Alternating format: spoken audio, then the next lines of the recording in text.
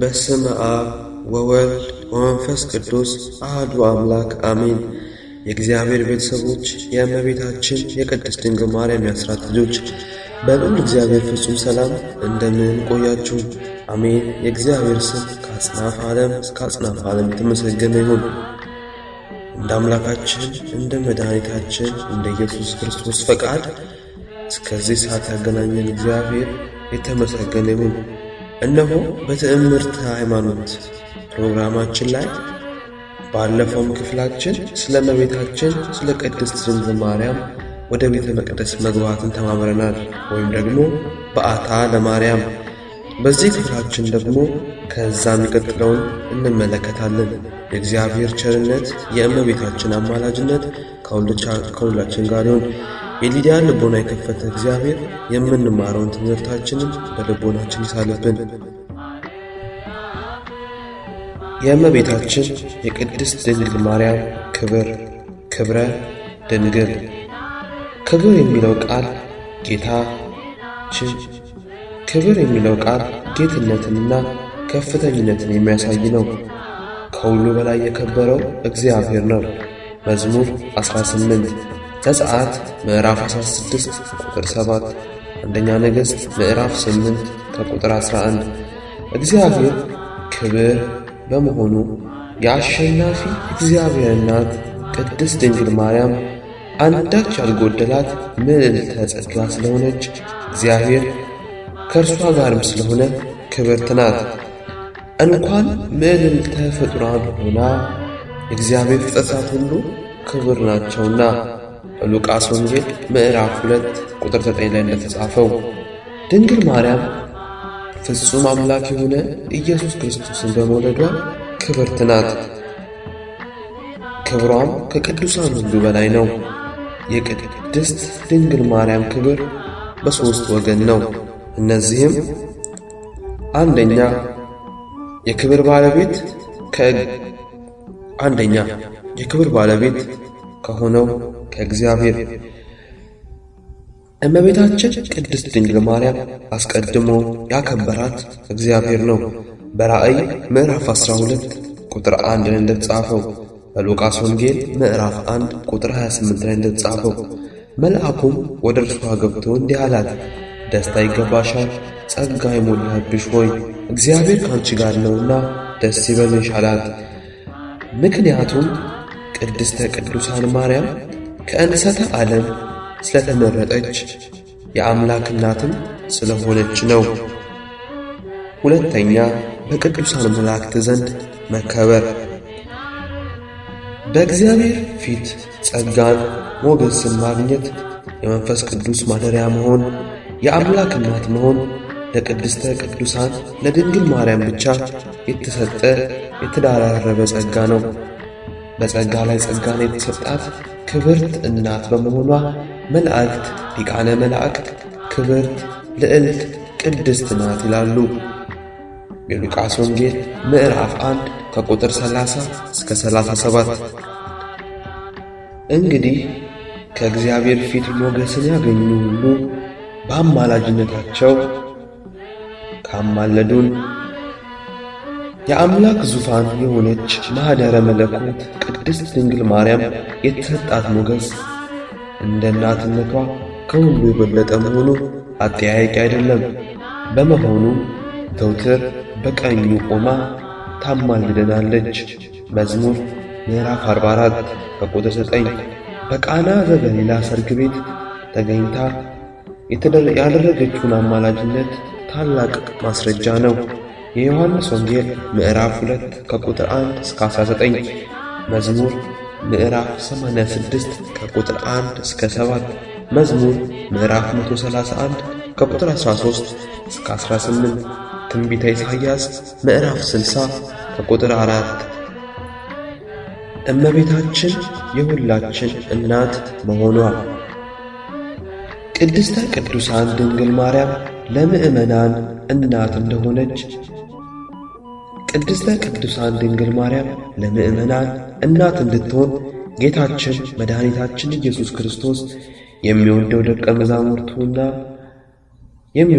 ደቀ መዝሙሩና እመቤታችን ከእግረ መስቀሉ ቆመው ባያቸው ጊዜ አንቺ ሆይ እነሆ ልጅሽ አላት።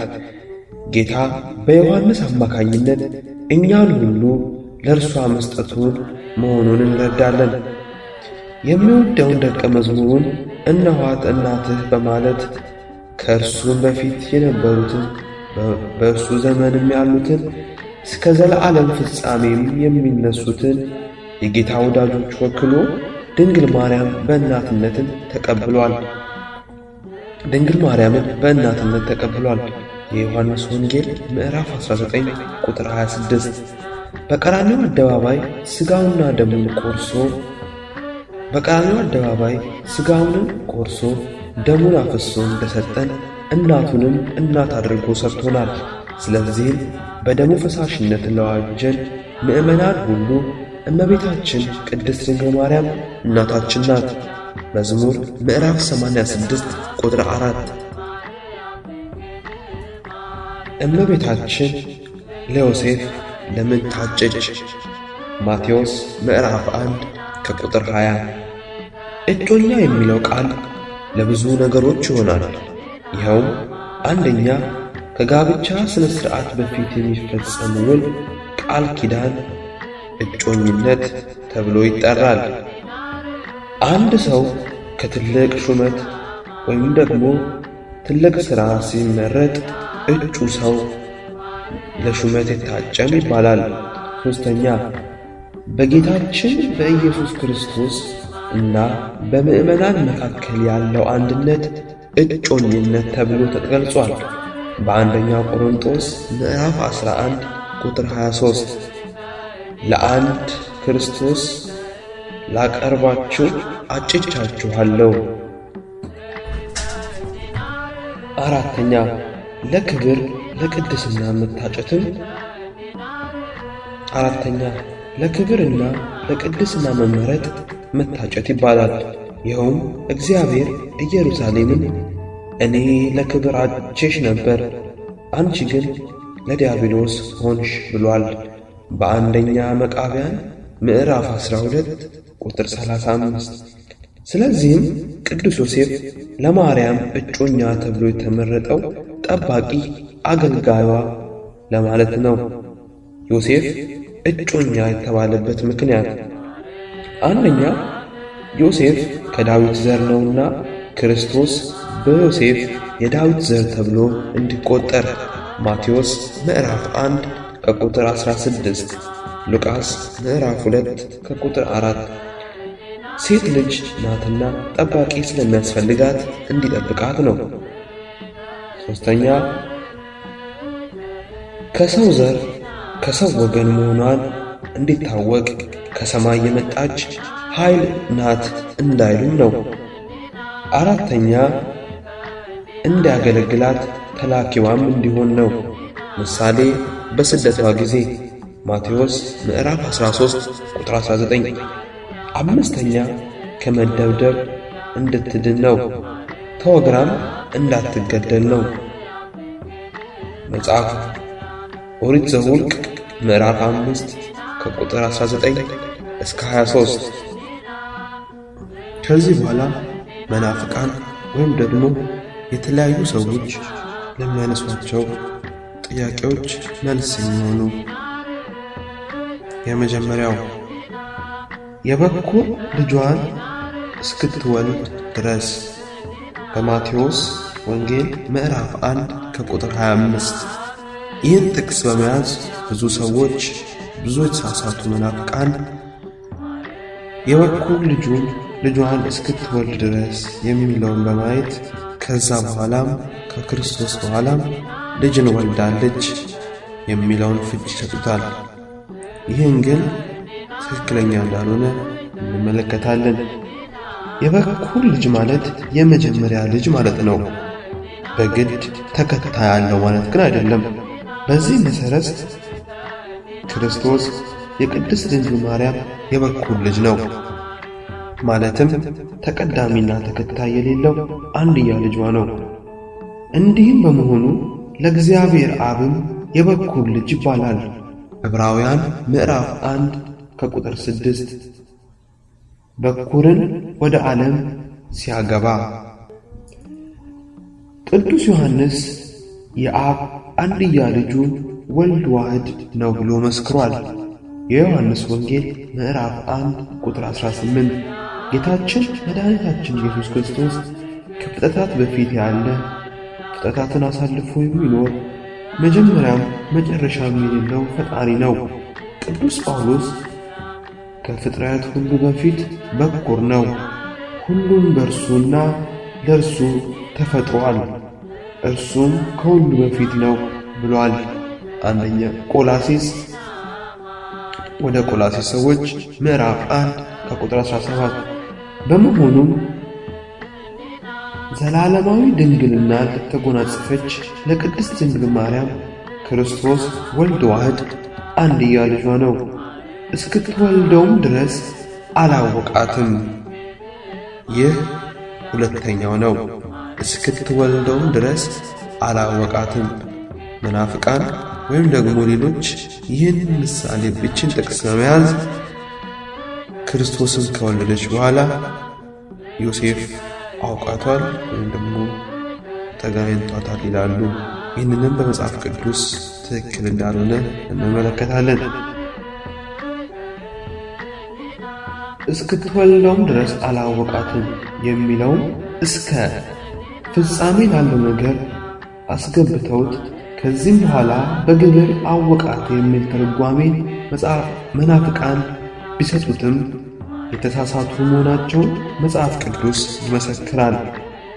እስከ ፍጻሜ ላለው ነገር ወቅትን፣ መጠንን፣ ጊዜን፣ መጨረሻን የሚያሳይ ነገር ነው። ዘፍጥረት ምዕራፍ 31 ከቁጥር 11፣ ማቴዎስ ምዕራፍ 2 ከቁጥር 14።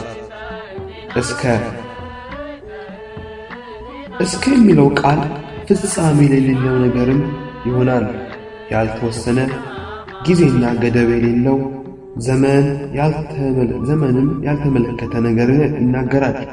ዘፍጥረት ምዕራፍ 8 ከቁጥር 7፣ ሁለተኛ ሳሙኤል ምዕራፍ 6 ከቁጥር 23፣ ማቴዎስ ወንጌል ምዕራፍ 18 ከቁጥር 22፣ ማቴዎስ ወንጌል ምዕራፍ 28 ከቁጥር 19፣ ሮሜ ምዕራፍ 5 ከቁጥር 14። እኒህ ሁሉ እስከ የሚለውን ቃል መጨረሻ የሌለው መሆኑን ያሳያሉ።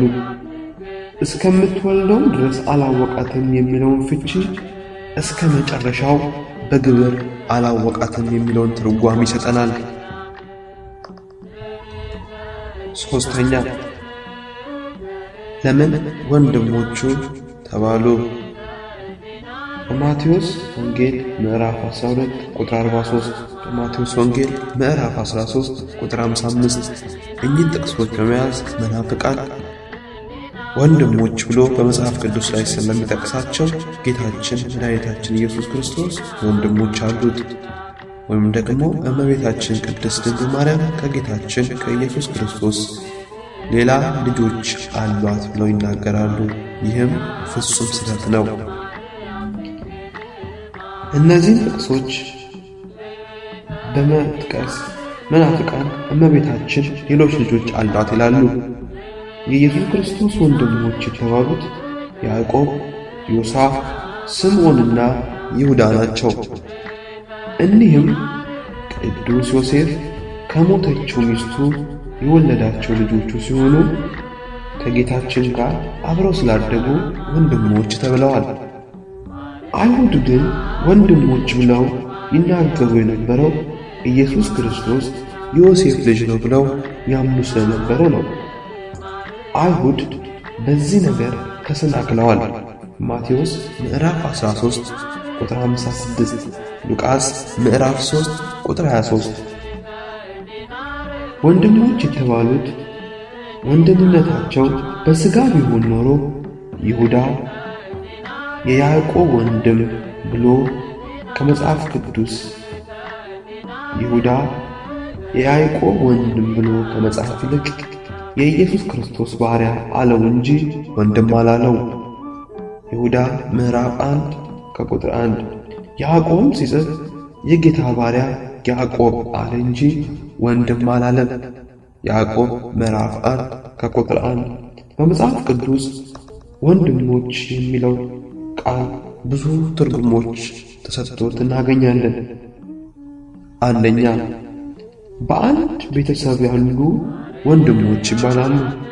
ዘፍጥረት ምዕራፍ 13 ቁጥር 8። ሁለተኛ፣ የአንድ ሀገር ልጆች ወንድሞች ይባላሉ። ዘጸአት ምዕራፍ 2 ቁጥር 11። ሶስተኛ፣ የቅርብ ዘመዶች ወንድሞች ይባላሉ። ዘኍልቍ ምዕራፍ 20 ቁጥር 14። አራተኛ፣ እውነተኛ ወዳጆች ወንድሞች ይባላሉ። ሁለተኛ ሳሙኤል ምዕራፍ 19 ቁጥር 11። አምስተኛ፣ አንድ አይነት ሥራ የሚሰሩ ሰዎች ወንድሞች ይባላሉ። ዕዝራ ምዕራፍ 3 ቁጥር 2። ስድስተኛ፣ በቃል የሚግባቡ ሰዎች ወንድሞች ይባላሉ። ሰባተኛ፣ በሃይማኖት አንድ የሆኑ ሰዎችም ወንድሞች ይባላሉ። ሮሜ ምዕራፍ 1 ከቁጥር 23። እንግዲህ እነዚህ ሁሉ ከተመለከትን የመጽሐፍ ቅዱስ ክፍሎችን እንዳየነው ወንድም ለመባል ከእናት ወይም ከሥጋ መወለድን አይጠይቅም። እግዚአብሔር ቸርነት የእመቤታችን የቅድስት ድንግል ማርያም አማላጅነት ከሁላችን ጋር ይሁን። እንደ እግዚአብሔር ፈቃድ በሚቀጥለው ክፍለ ጊዜያችን የእመቤታችን ዕርገትን፣ ትንሣኤን እንመለከታለን። ወስብሐት ለእግዚአብሔር ወወላዲቱ ድንግል ወለመስቀሉ ክቡር።